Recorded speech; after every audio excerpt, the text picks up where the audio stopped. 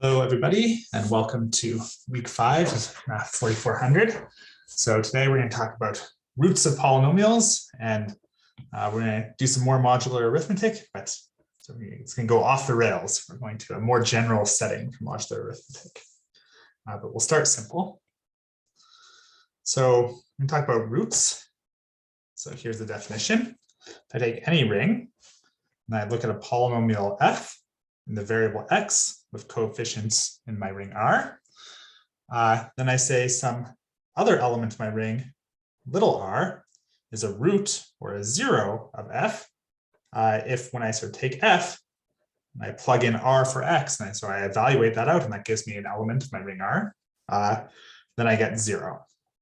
Okay, so this is just like the definition of a root of a polynomial of coefficients. So the real numbers or the complex numbers that you're familiar with.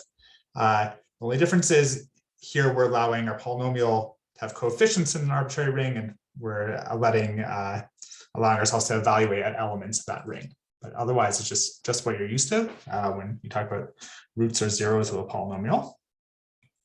Okay, so let's do some examples. So let's look at f of x is x squared minus 1. So means the coefficient here is 1, and the coefficient here is minus 1. So this makes sense for any ring R. Like I can think of this as having, well, and if I look at this, I think of it as having coefficients in the integers, but really I can think of it as having coefficients in any ring. Moreover, I can factor x squared minus 1 as x minus 1 times x plus 1. And well, if you expand this out and you see this makes sense, like this factorization makes sense no matter where I think about the coefficients living. It makes sense if I think of the coefficients living in the integers. It makes sense if I think of the coefficients as being real numbers. It makes sense if I think about the coefficients being rational numbers, or if I think of it as being like z mod nz. So always this factorization makes sense because it's sort of only using the arithmetic multiplication and sort of the properties of 1 and minus 1. So you always have a 1 and minus 1. Okay, and so because of this factorization, you always know that 1 and minus 1 are going to be roots of this polynomial. So if I plug in 1, this part becomes 0, so I get 0 times 2, which is 0. If I plug in minus 1, then I get sort of minus 2 times 0, which is 0. So these are always roots of my polynomial x squared minus 1. And as I'll explain in a second, if I'm working over a field, which we call as a special type of ring where every non-zero element is invertible. So if I'm working over a field, then really these are going to be the only roots. But that's not true for an arbitrary ring, and that's why we're not going to do too much with that, but I just want to highlight that you have to be a little bit careful when you expand your world to great generalities. You do have to be careful to check that the facts you're used to still hold. And this is one fact that holds when a ring sort of holds for polynomials over a field, but doesn't hold over an arbitrary ring. So an example is given by z mod 8z. So if I take the ring z mod 8z, well, I can just sort of look at f of 1. Well, I know that's going to be 0, but so this is 1 squared minus 1, which is 0. Check. If I look at f of 2, this is going to be 2 squared minus 1 is equal to 3, and that's not 0. 3, so I guess I should have done f of 0 is equal to 0. 0 squared minus 1, not 0. F of 3 is 9 minus 1, which is 8, which is 0. So that's a root. We're working in z mod 8z. F of 4 is not going to be 0, so f of 4 is going to be 16 minus 1, which is minus 1, mod 8, which is not 0. But f of 5 is going to be 25 minus 1, which is 24, which is equal to 0 in z mod 8z. So, and then, okay, f of 6 is 36 minus 1, 35, or sorry, mod 8, that's 3.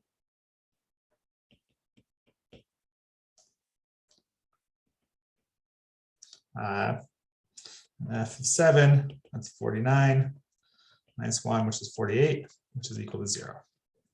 But the 7 is minus 1, so that's a root I already knew about.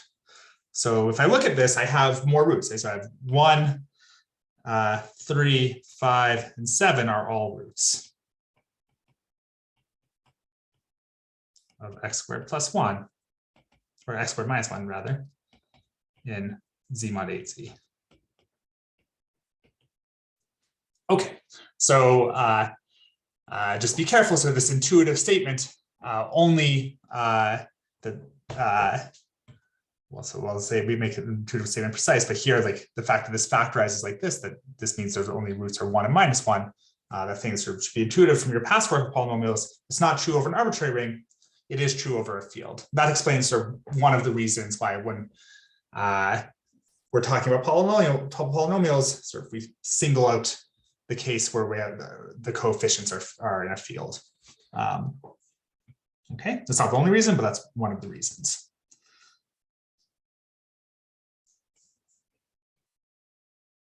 Okay, so we state a theorem that makes sort of precise the statement. I claim the sort of fields behave the way you want with respect to roots.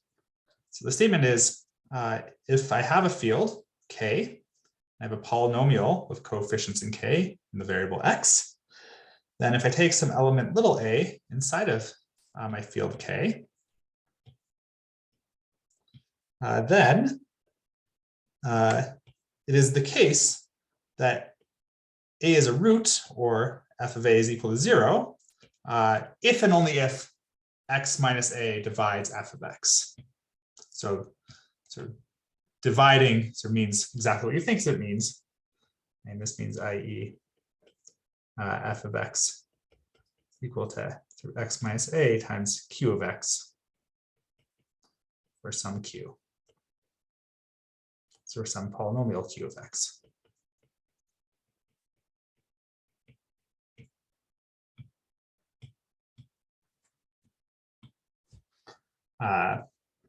Okay, so if we're over a field, then this intuitive statement that having a root at sort of saying f of a is equal to 0 is the same as saying x minus a divides f, that really holds.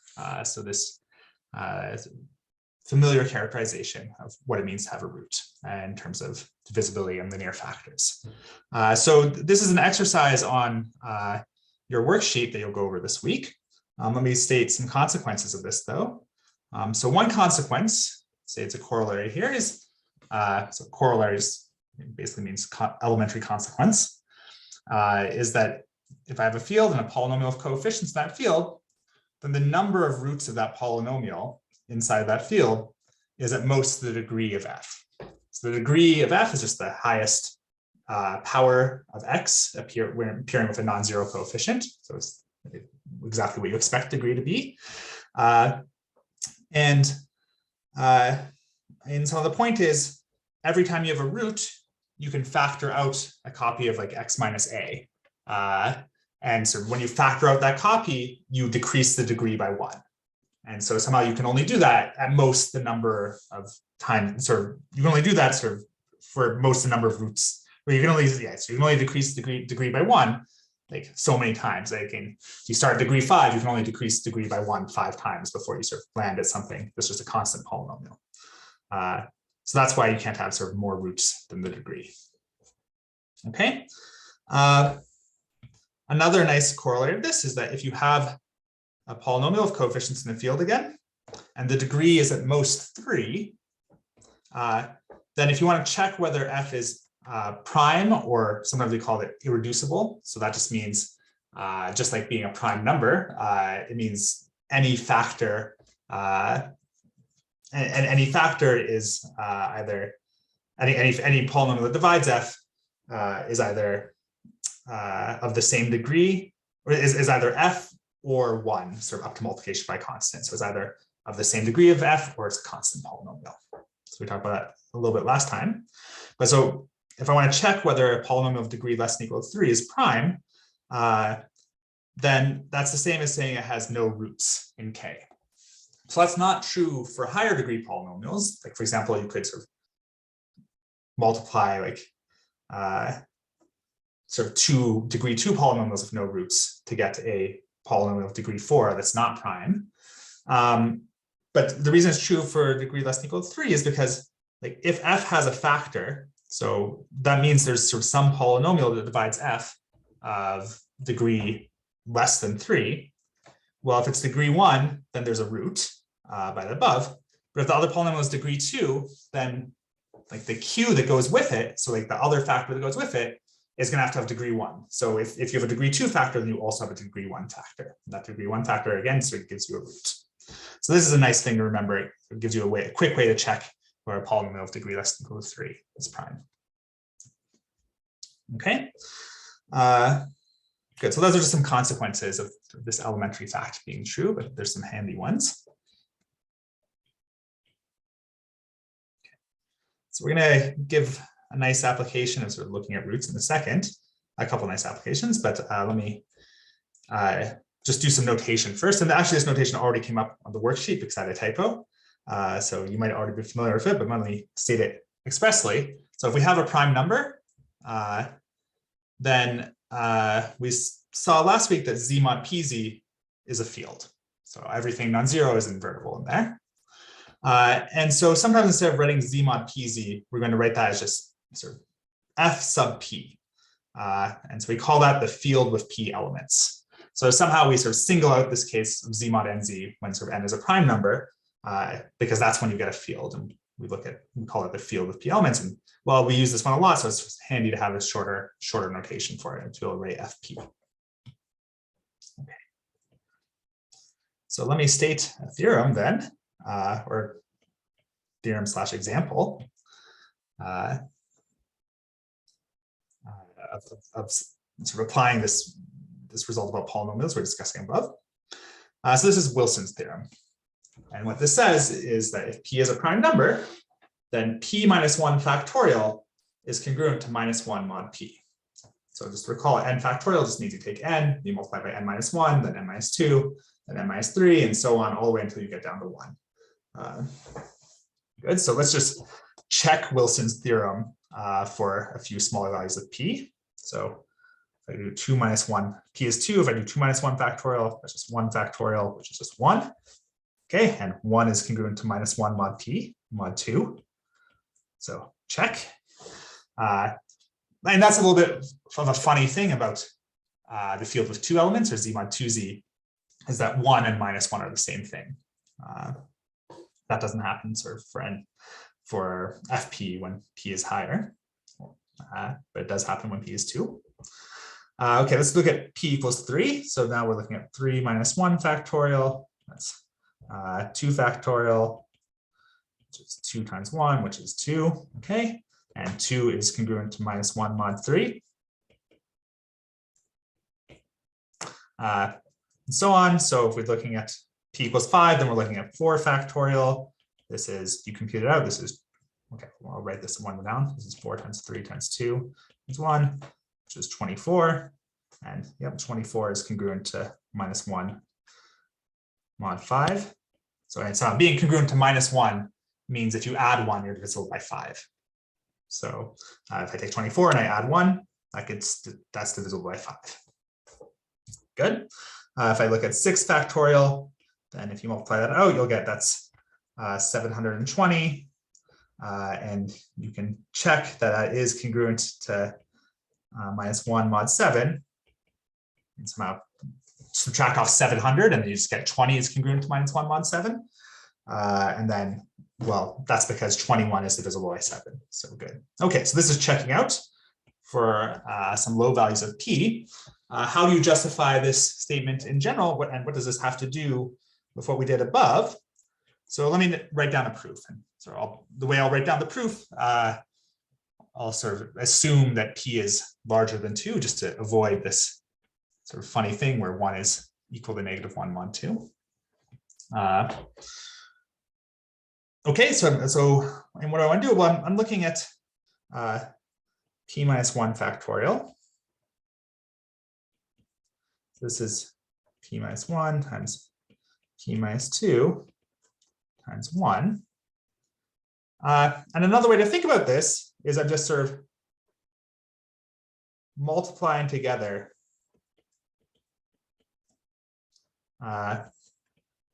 all of the elements of FP cross, which recall FP means Z mod PZ. So this thing FP cross means Z mod PZ cross.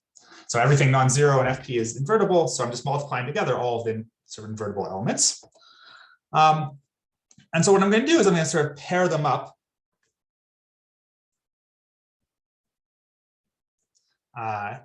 sort of by as A, okay, I have some element A and A inverse. Okay, so let's look at what happens when I look at sort of 6 factorial. So this P equals 7 case. So I look at 6 factorial. This is 6 times 5 times 4 times 3 times 2 times 1. Okay, and I can pair these up. So let me sort of write this as, I'll leave the 6 alone. And then I'm going to look at 5 and then the inverse of 5 in Z mod 7Z. So the inverse of 5 is 3, because 5 times 3 is 15. That's going to go into 1 mod 7. And then, so I sort of pair those up, and then I pair up 4 and 2. I can just leave 1 off. So one sort of stands by itself, and multiplying by 1 doesn't matter. Okay, and then this is just equal to 6 because this is 1, 1, and this is 1. And that's 7. And then 6 is minus 1.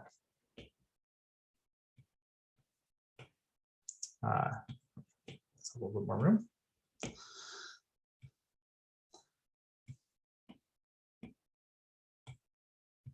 Okay, so this is what I'm going to do in general when I do this. The only issue is so this sort of pairing up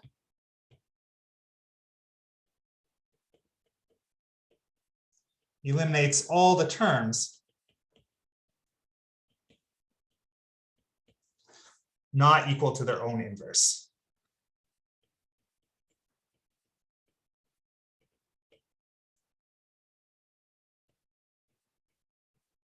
So and so the reason I couldn't get rid of 6 here was because 6 is its own inverse. So I don't have like a 6 squared appearing in this in F7 because 6 is minus 1 squared is 1. So I don't have something else in this list to pair it up with to cancel it out because it's I only have 1 copy of 6 on this list, so that gets left alone. And similarly, sort of 1 gets left there too because 1 is its own inverse, but in some other didn't matter anyway. But I mean, so actually, this is exactly the point. This is where Wilson's theorem comes from, because if x equals x inverse, then x squared, and that's the same thing as saying that x squared is equal to 1. I mean, x being x inverse just means if you sort of multiply x by itself, you get 1. Good, so that's the same as saying x squared minus 1 is equal to 0. Okay, but that's the same as being a root of x squared minus 1. And we know there are only 2, like these things I was writing down above, like this theorem and its corollaries, we know by sort of the theorem and corollaries that the only roots this polynomial are 1 and minus 1. So, and how do we know those are the only roots? Well, we know those are both roots.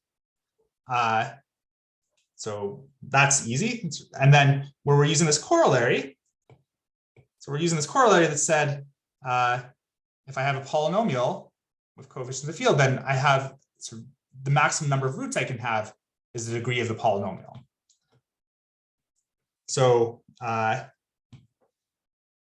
the only roots are, so I know that 1 and -1 are both roots, but this polynomial has degree 2, so those are the only roots. Good, so when I pair up all the elements that are not equal to their own inverse, or so when I pair up all the elements equal to their own inverse, I sort of get rid of everything in the expression except 1 and -1. So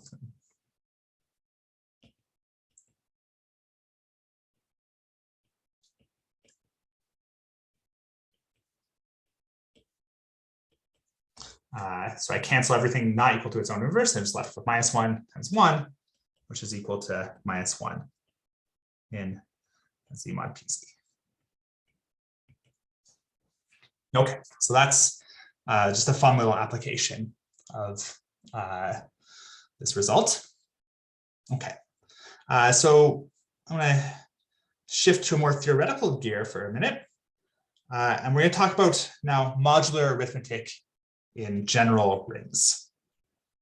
Okay, so it's going to look just like what we did with the integers, but it's going to be much more abstract, even though it's not actually much more abstract, but somehow it's going to look more abstract at the start. So the step is I have a ring R, and then I have some element inside of R in my ring, call it little r. Okay, and then I say A is congruent to B mod R, and usually I write this R now in parentheses. So mod little r.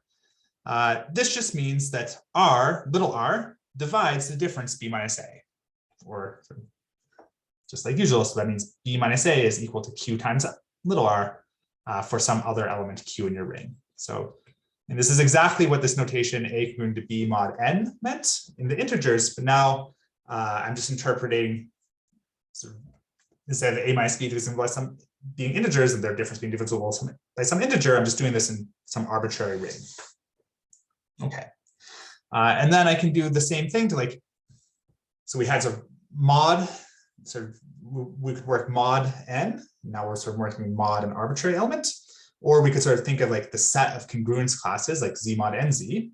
And we can do the same thing here. So we can sort of form R, so we'll call R mod little r. This means the set of congruence classes modulo this element little r of my ring. And this gives you a ring. So this is sort of, you took your ring R, you took this element little r, and then you make a new element sort of that encodes modular arithmetic, sort of like modulo sort of this element little r in your arbitrary ring big R. And it works the exact same way. I mean, you just sort of do your multiplication and addition sort of in the big ring, and then you just only consider the result up to like multiples of this little r. And everything works out just like it did for the integers. Okay, so let me do some examples because that's a lot to take in if you haven't seen it before. And so the point is, it really is capturing just this essential thing we were doing for the integers and just putting in a more general setting. So if my big R is the integers and my little r is just number 5, then when I write this sort of big R mod little r, well, I could write that as Z mod parentheses 5. So this is sort of some new notation that really just means Z mod 5Z again. So, well, you'll find we have lots of different ways in math of writing the same thing. Sort of different people and sort of the same people at different times sort of choose different notation. But so here Z mod parentheses 5 really means the same thing as Z mod 5Z. And we were also calling that F5 earlier because this is the field with 5 elements. Okay, but let's see sort of a different kind of thing you can do. So I could take my ring to be polynomials in the variable x with coefficients in the real numbers. And I could take my element little r to be the polynomial x squared plus 1. Okay, and so then I'm looking at our x mod x squared plus 1. And well, how can I think about the elements in here? So the elements are all of the sort of can be represented as, let's say, so you have the same thing, sort of where you have these different ways of thinking about elements here. Like for z mod nz, we could think of just like the numbers 0 through n minus 1, or we could think of like having like literally like the elements are sort of these sets of things that are congruent mod n. And here we can do the same thing. Like we could think of sort of the elements as being like these sets of things that are sort of whose difference, like each set is sort of small things whose difference is divisible by x squared plus 1. Or we could sort of just write down representatives. And the representatives are just a x plus b. Or let me this is a plus bx. So for example, if I look at something that doesn't look like that, if I look like x cubed, well, I can write sort of x cubed is equal to x times x squared plus 1. So that gives me x cubed plus x minus x. So that's congruent to minus x mod x squared plus 1. So that tells me sort of if I look at sort of this thing x cubed, and I think of it as being an element here, I can actually replace it with sort of just minus x. And so if you do that in general, like with any power of x, you can always get down to sort of some power of x that's less than 2. And here the thing about 2 is that the reason 2 appears is because it's the degree of this polynomial that I modded out by. Okay, so anyway, if you think about it, you'll see that all the elements in here, they have unique representatives in the form a plus bx. And if I sort of take a plus bx plus c plus dx, well, that's easy. I just get a plus c plus b plus dx.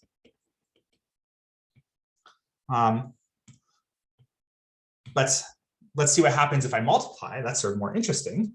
If I look at a plus bx and I multiply that by c plus dx, I get ac plus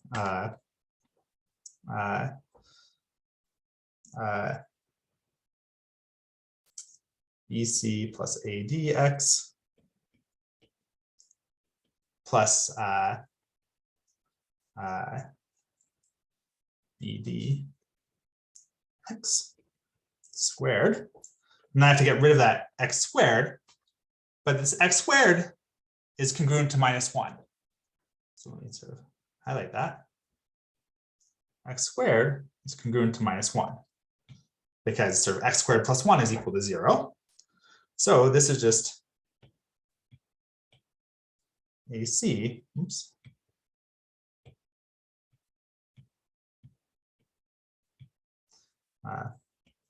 minus BD plus BC plus AD x. And well, x squared is equal to minus 1. And we know something else that's bigger than real numbers that has a square root of minus 1. That's the complex numbers. And you can sort of, if you compare sort of a plus bx to the complex number a plus bi in C, you get the same addition and multiplication laws.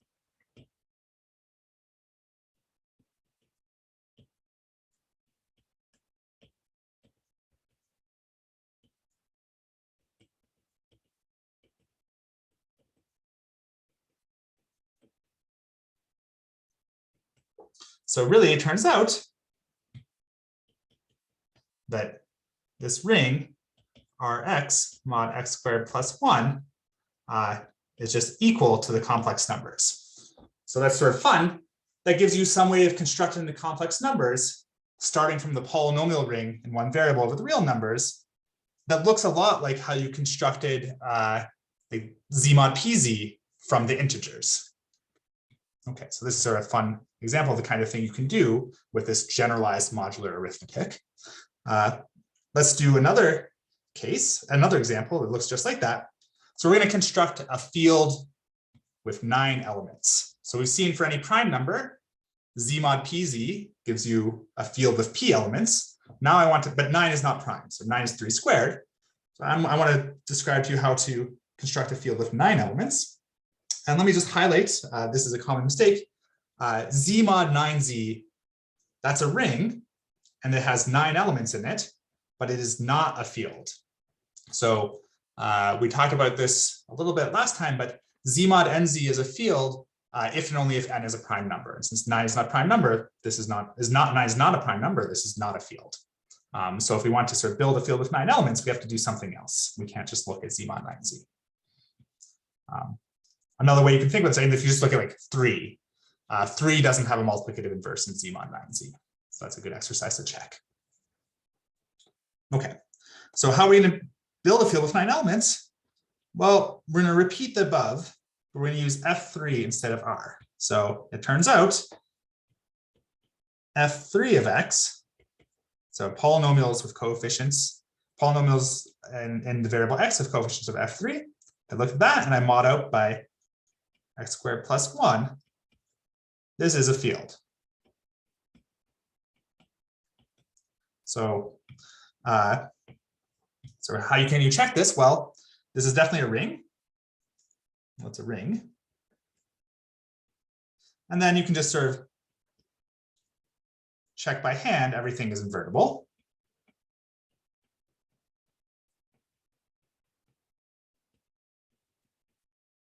So one of your exercises on the worksheet will ask you to do that. So it'll ask you to sort of just write down a multiplication table for this and check that when you get as a field. Let's check that has 9 elements.